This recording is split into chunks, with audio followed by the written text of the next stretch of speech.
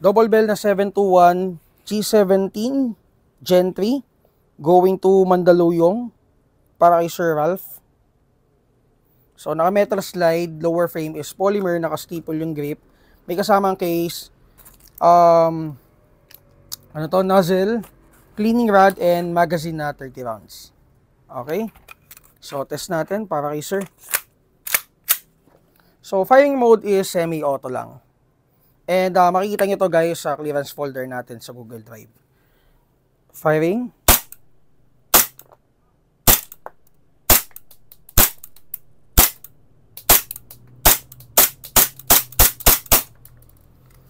Okay, so FPS out of the box is, or OTB is around 300 to 320.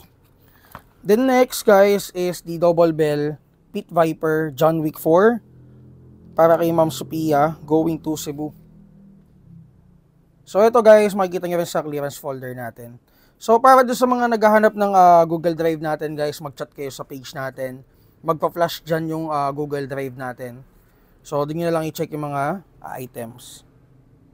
Okay, so yan, with markings, compensator, adjustable trigger, naka-magwell with TTA markings. May case guys, nozzle, continental card, continental coin, and cleaning rod.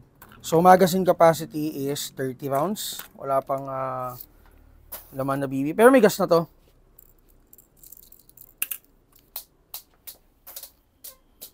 So ang firing mode niya is semi-auto lang guys.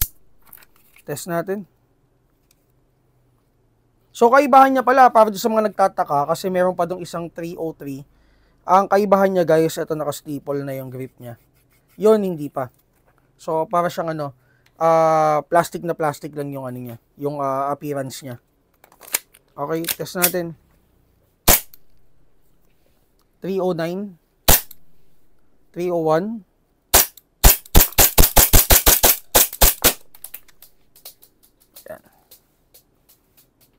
So again, double bell Pit Viper John Wick 4.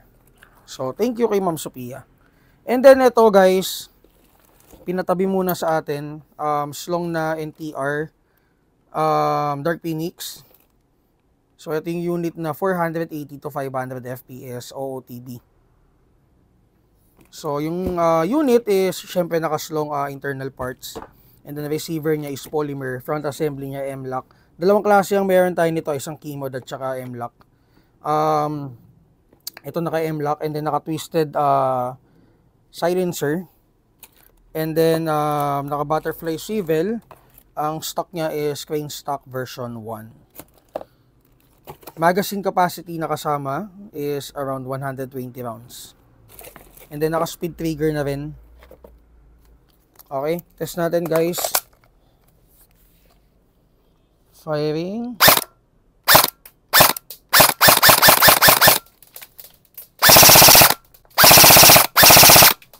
Tumatalsik na yung bala.